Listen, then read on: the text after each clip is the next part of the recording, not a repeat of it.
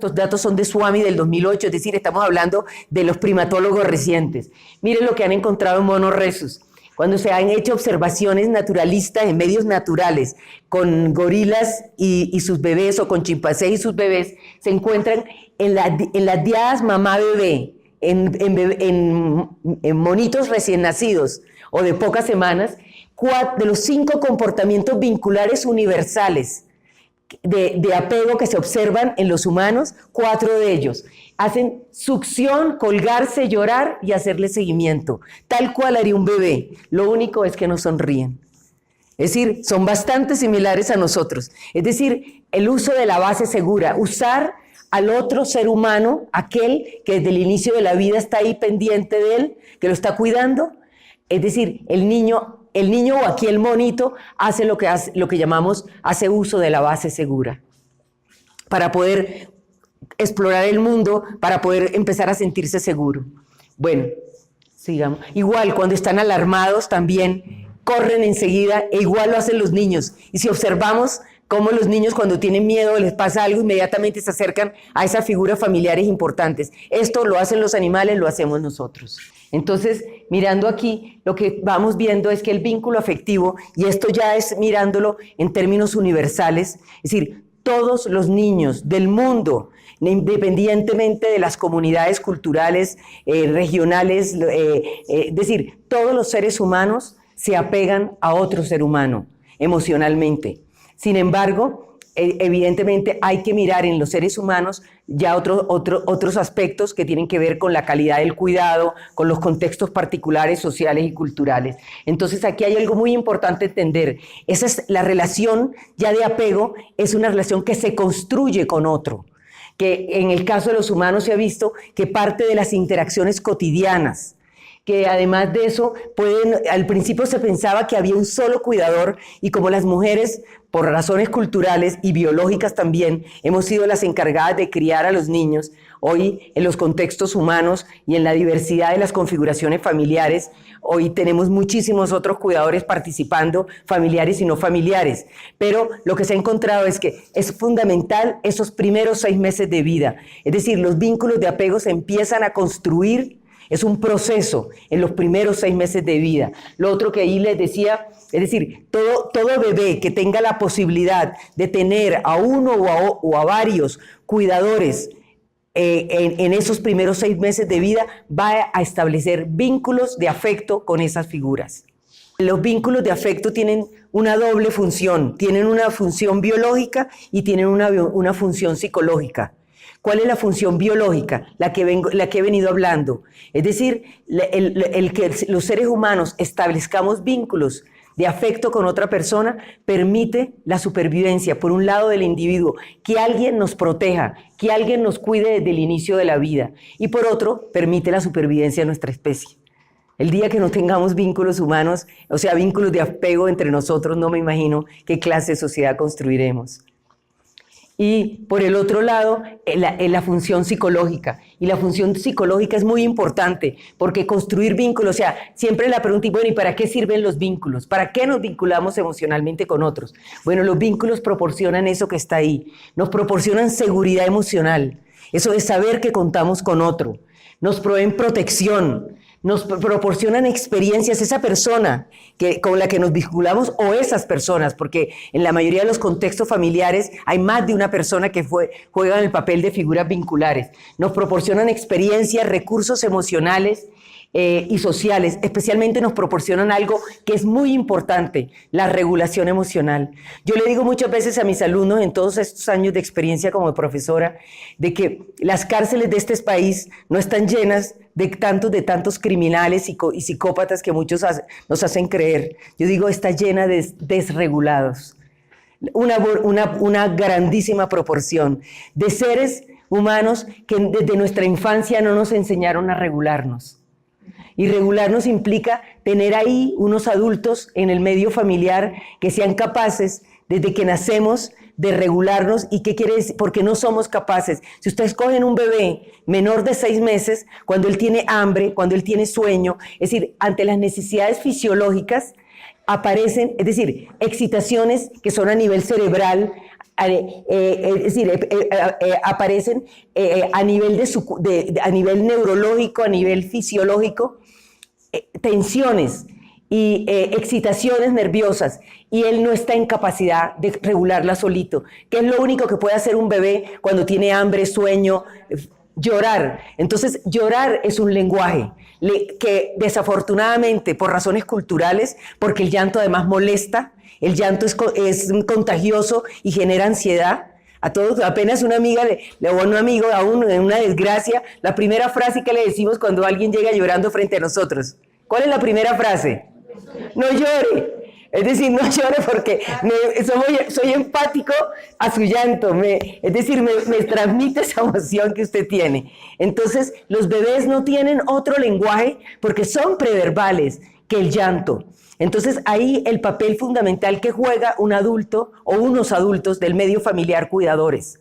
Es decir, y estoy hablando en los contextos donde alguien da respuesta a eso, donde alguien es sensible a esas señales. Entonces, el niño llora pidiendo que alguien responda, ¿cierto? Entonces, y necesitamos un adulto que lo ayude a regular sus necesidades fisiológicas, de cambios de temperatura, de hambre, de sueño. Alguien que responda y permita que esas necesidades fisiológicas se respondan. Pero luego él también tiene necesidades de otro orden. Muchas veces los papás y las mamás, por razones de crianza o culturales, pensamos que si ya lo bañé, nosotros hacemos visitas domiciliarias, nosotros acompañamos a madres adolescentes, y bueno, muchos de nuestros programas, y con frecuencia nos dicen, pero si yo lo bañé, lo vestí, le cambié, está limpio, ya comió todo. Es que los niños tienen también necesidades afectivas, psicológica. A los niños, como a nosotros, nos gustan que nos abracen.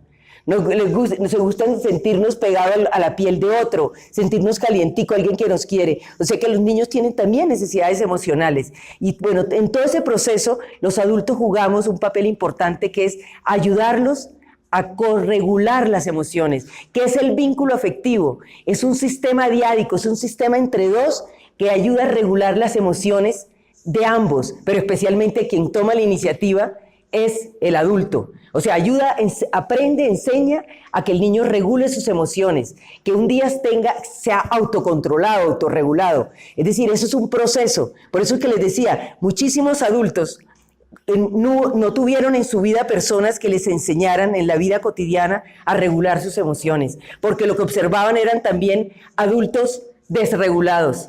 Y muchas veces, como les digo, por eso, y les decía a mis alumnos, mucha gente se tira una vida entera y no es ningún criminal, sino que en un momento de rabia es capaz de cometer una conducta que muchas veces luego le va a pesar a él en su vida y en su familia. Entonces, uno de los papeles fundamentales que juega la relación de apego es ayudar a la regulación emocional de ese bebé para que un día sea un niño y después un adolescente y después un adulto con capacidad de regular sus emociones, porque somos seres emocionales, además de ser seres de lenguaje.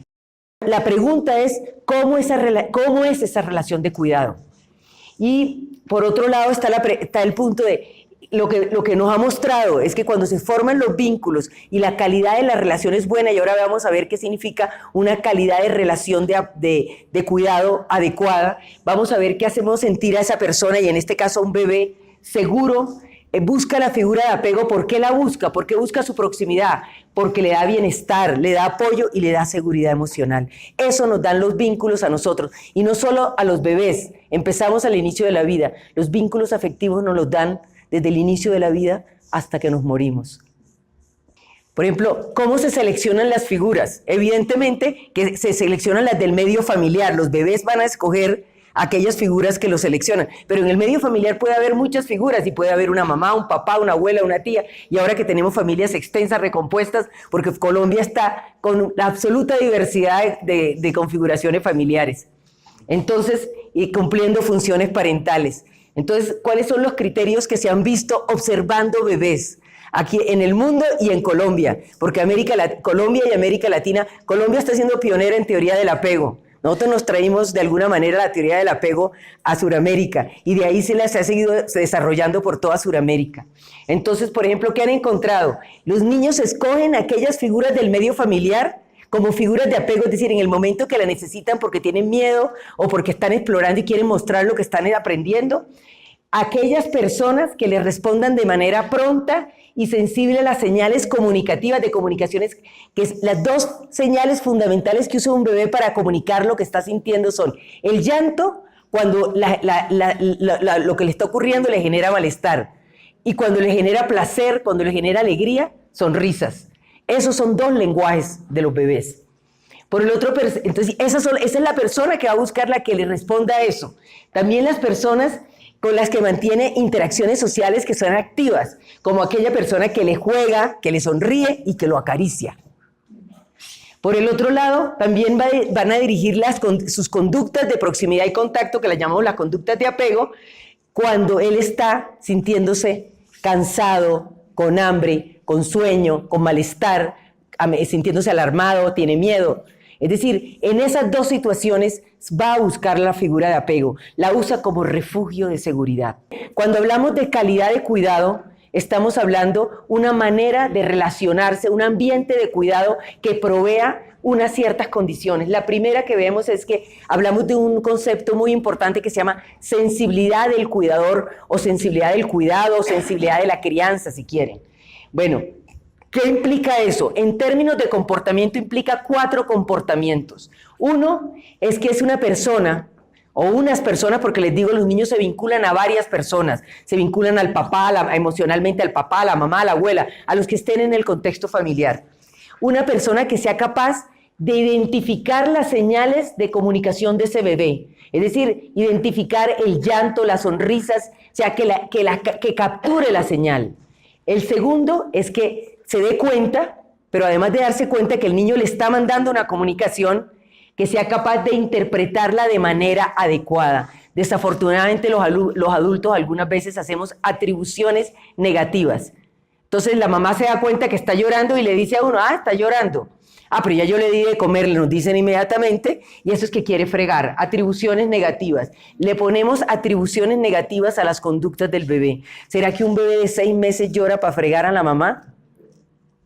Bueno, ese tipo de cosas, es decir, le atribuimos, es que es igualitico de malgeniado que el papá. Entonces, claro, al papá malgeniado, en ese bebé no le voy a contestar. Entonces, por el otro lado, es responder de manera pronta. Resulta que para un bebé, el bebé necesita que alguien le diga, oí la señal. O sea, ya voy, bebé. Vamos a ver, cuando un bebé está llorando y uno le dice, ya voy, en el primer momento eso logra calmar un poco al bebé, se atenúa la intensidad del llanto. Pero si yo me quedo con ya voy, bebé, el llanto, y no respondo, el llanto va a incrementarse. Y en un momento que ustedes tienen un bebé llorando, solo el contacto físico lo tranquiliza. Ya las palabras no lo van a tranquilizar. Entonces eso es bien importante, que la respuesta pronta para un bebé, hay que pensar también en la capacidad que tiene un bebé a nivel neurológico de procesar información y el tiempo que requiere. Si pasan 10 minutos, un bebé ya no conecta una señal con otra. O sea, entre la señal que le emitió y la respuesta que le dio el otro. Y por último, entonces, de manera adecuada. De manera adecuada tiene que ver con las características de ese bebé, con el momento evolutivo de ese bebé. No es lo mismo responderle a un bebé de 1 mes, que a un bebé de 6 meses, que a un bebé de 12 meses, que a un bebé de 4 años, de 3 años, es decir, o en cualquier otro momento del desarrollo. Entonces, en el momento del día, no es lo mismo a las 10 de la mañana cuando ya está bañado, con comida y más tranquilo y con ganas de jugar, a cuando son las 5 de la tarde y que las mamás o 6 nos dicen, o nosotros, o uno mismo con su propia experiencia de mamá, la hora cuchicuchi, o hay tantas expresiones que se usan, que es cuando el bebé no quiere nada, llora, cansado. Es decir, a esa hora, pues el comportamiento tiene que ser adecuado. Es decir, sensibilidad del cuidado implica armonizar el comportamiento, sintonizar el comportamiento del cuidador a las señales que ese adulto de que ese bebé me está diciendo que necesita. Es una coordinación. Y los bebés que las mamás, y los observamos, afortunadamente es un porcentaje chiquito de mamás que con ese sistema de creencia, porque algunas lo creen, pero cuando lo ven no lo hacen, pero algunas lo creen y lo hacen, tienen una práctica así. Entonces, el bebé termina aprendiendo, sí, termina aprendiendo primero de cansancio, se duerme, llora, llora, llora, llora, llora y termina dormido. Pero aprende detrás de eso que hay un otro que no le responde, que hay alguien que el mundo no es predecible, que sus conductas no son eficaces. Aprende que es decir, que no hay una respuesta de los otros cuando él tiene una necesidad. Y por eso los psiquiatras y muchas veces unos grupos de psicólogos hablaban de un famoso el time out, tiempo afuera. Es decir, póngalo afuera cuando hace pataleta, póngalo allá afuera. Nosotros los psicólogos del desarrollo y de la teoría del apego le decimos time in, tráigalo para acá, acójalo, abrácelo, póngalo, déjelo ahí, empiece a decirle, hable, póngale palabras, no discursos. ¿Qué pasa? Mamá está aquí, te espera. Es decir, yo sé que estás triste. Bueno, es decir, acoger, porque pongámonos en el zapato de los niños, en los zapatos, en la postura de ellos. ¿Será que cuando yo estoy desesperada, quisiera que mi compañero se fuera del cuarto y me dejara absolutamente desesperada? ¿O quisiera que se acercara y me dijera, Fresca, que, hemos dicho, el mundo no se acaba, aquí estamos, hemos dicho, aquí estamos para las buenas y las malas, ¿cierto? Ojalá nos pudiéramos los adultos poner en ese lugar con los niños. Haríamos mejores crianzas y seres humanos más sanos y seguros. Bueno, entonces estamos hablando de que de todo esto, cuando tenemos adultos que responden de manera pronta, adecuada, de manera, no atribuyen cosas negativas a los niños y tratan de entender las señales que los niños le están dando comunicativas, desarrollamos lo que se llaman relaciones de apego seguro. Porque el niño aprende desde las experiencias. Evidentemente que aprende del lenguaje también, pero tiene que haber coherencia entre el lenguaje y la experiencia, las interacciones cotidianas.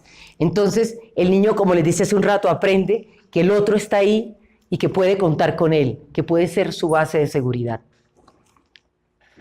Y cuando una persona se siente seguro, cuando tiene una base segura, entonces quiere explorar. El mundo, la curiosidad es una conducta instintiva también de especie innata.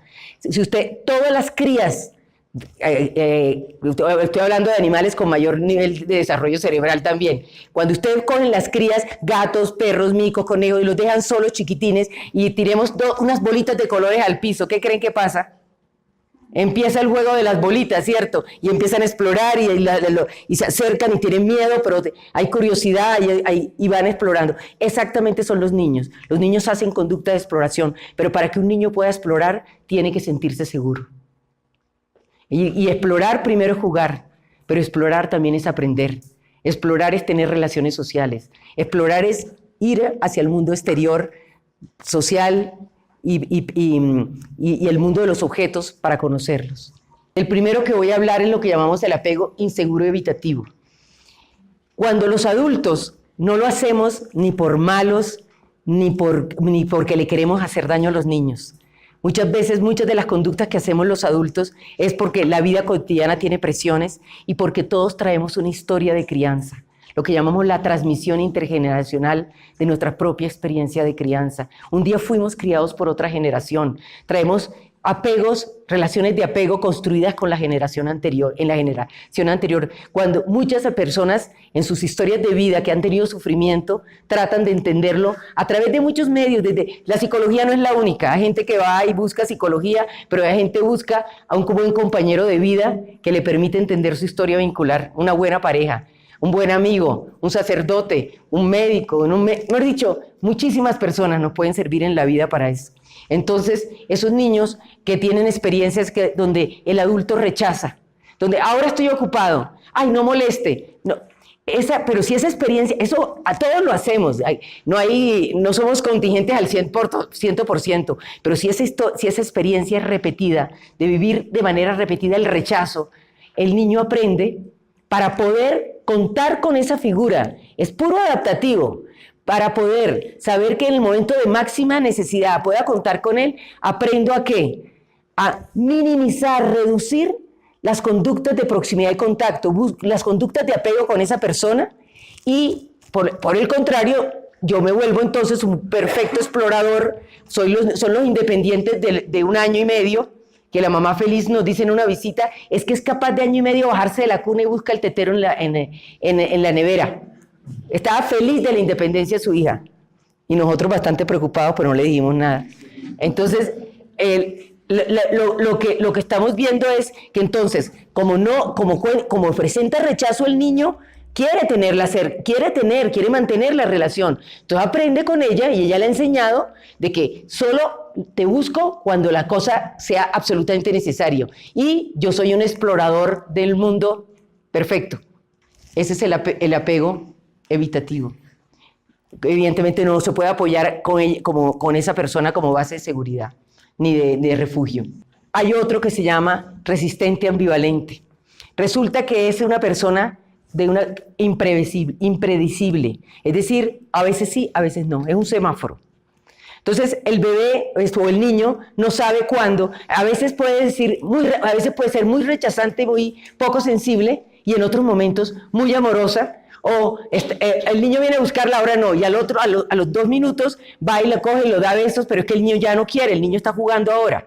Entonces, ¿qué pasa? Ese tipo de conductas no predecibles lleva al niño a que viva entonces siempre como ansioso, o sea, nosotros decimos con el sistema de apego activado, es el que no quiere desprenderse de ella, y la conducta de exploración, que es la que permite que uno aprenda, que tenga relaciones sociales, amiguitos, se reduce. En ambos casos usted ve desequilibrio. Este niño, como la mamá es impredecible o el cuidador principal es impredecible, entonces ¿qué hace?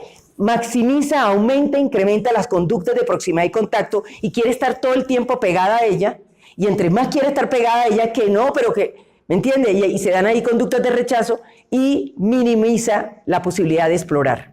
Pero existen otras situaciones todas las que les he mostrado son más cotidianas. No es que estemos hablando de psicología clínica, ni de patologías, ni nada. Así nos criaron y tendemos a repetir los patrones. Y muchas veces no somos conscientes de la forma como nos criaron. Por eso a veces tener la oportunidad de tener las escuelas de padre, las experiencias de poder conversar sobre la crianza entre personas que están criando, los espacios como estos nos permiten como confrontar y pensar en nuestra propia crianza y cómo un día somos hijos y otro día somos cuidadores. Entonces, hay algunos casos ya más complicados. Estos son los casos que realmente, o sea, todos quisiéramos que mejorar la calidad de la crianza, pero aquí ya estamos en lo que en la psicología decimos las grandes ligas. ¿Qué pasa aquí? Y ahí yo puse una pregunta. ¿Qué tipo de comportamiento puede adoptar un niño si el comportamiento del cuidador es incoherente o es una fuente de amenaza? Pues resulta, y ahí hay una paradoja. Este es el caso ya de familias en ambientes muy caóticos, en ambientes con violencia intrafamiliar, en ambientes con situaciones muy adversas de relaciones familiares. Ahí puede haber drogadicción, puede haber muchas alcoholismo, puede haber muchas cosas complejas que encontramos aquí. Resulta que y lo hemos venido hablando, cuando un niño tiene temor, cuando un niño tiene alguna cosa que lo angustia, lo que hace es correr inmediatamente a buscar a la figura de apego, ¿cierto? Resulta que la figura de apego es quien lo atemoriza. Es la persona que lo maltrata, es la persona que lo castiga fuertemente, es decir, o es la persona que está absolutamente atemorizada en una relación violenta por parte de un perpetrador, en este caso el marido, y no puede proteger. Es decir, quien debe proteger es el agresor o está en incapacidad de proteger. Eso es paradójico. Entonces, cuando ese patrón existe, que existe en un porcentaje muy pequeño de familias, pero son las familias que sabemos que están en alta vulnerabilidad psicosocial, ese niño hace un patrón completamente, no logra ni siquiera construir un patrón. Ese mundo es incoherente, inconsistente, impredecible. O sea, estamos hablando cuando hay problemáticas muy graves, pero la representación que yo tengo de mí mismo va a depender de la relación que tengo con esas figuras significativas. Es decir, yo construyo la imagen de mí mismo, lo que en otras teorías llamamos la autoestima, de acuerdo a cómo el otro me trate, cómo el otro me llame, cómo el otro me valore. Entonces, si me insulta, si me rechaza, si es ambivalente conmigo, es decir, esa es la imagen que yo tengo de mí mismo. O si me dice cosas amorosas, si me abraza, si me besa, tengo la idea que soy merecedor de afecto, que soy una persona valiosa. Es decir, la autoestima se construye en el espejo del rostro de los otros y aquí de los más significativos. Y por el otro lado, también aprendo quiénes son los otros, cómo me tratan, quiénes son y cómo tratan los otros. Es decir, aprendo me hago una representación en mi cabeza a partir de esa experiencia repetida sobre el mundo de los otros y del mundo en general. Entonces, el mundo es un lugar seguro, el mundo es un lugar predecible, el mundo es un lugar y las personas son personas de fiar, o lo contrario. Si tengo experiencias como las más duras, que son los de los apegos desorganizados, que vienen también de la transmisión intergeneracional de patrones violentos de crianza, de la generación anterior, entonces el mundo es un lugar impredecible, el mundo no es un lugar seguro, las personas no son personas de fiar. Y ahí estamos al tipo de sociedades que construimos, los tipos de ciudadanías que construimos. Esos son los ciudadanos. ¿Qué se sabe de la institucionalización? Produce efectos devastadores en todos los procesos, no solo emocionales, sociales, cognitivos, en todos los procesos se retrasan. Mejor dicho, eso es un compromiso no solo de Colombia, sino del mundo. Miren un cerebro de dos niños. Este niño es un niño de un cerebro sano y este es un cerebro de un niño institucionalizado en uno de los experimentos naturales más terroríficos de este planeta, el caso de Rumania. Si ustedes miran esto cuando se hacen estas imágenes cerebrales, ustedes van a ver que el rojo es la zona de mayor activación y el negro o el moradito es la menor activación. La activación del cerebro humano, mire, el cerebro humano, igual que el desarrollo humano en términos del desarrollo emocional, es muy similar. Necesitamos ambientes predecibles, ambientes consistentes, cuidadores que estén ahí, necesitamos ambientes no estresantes, así se desarrolla el cerebro. Estos niños están en la institucionalización, la historia de la humanidad nos ha contado, y hasta que cayó el muro de Berlín y quedó la Europa oriental expuesta a Occidente, supimos de los horrores de las situaciones de los niños institucionalizados. Es decir, eso llevó a que hubiera una conciencia mundial por parte de Europa, de Norteamérica y del mundo entero, y ahora les damos a esos niños ambientes adecuados en términos de espacios físicos, de estimulación cognitiva y social, de alimentación, de nutrición, ya no los amarramos, todas las cosas que se vieron en esos orfelinatos, hospicios. Sin embargo, todavía carecen de algo fundamental que se sabe a pesar de los de más alta calidad, es que los seres humanos, la base del desarrollo cerebral, la base del desarrollo social, la base del desarrollo en todos los sentidos es la emocionalidad, pero es que las emociones no se dan como emociones de un solo ser, son relacionales. Muchísimas gracias.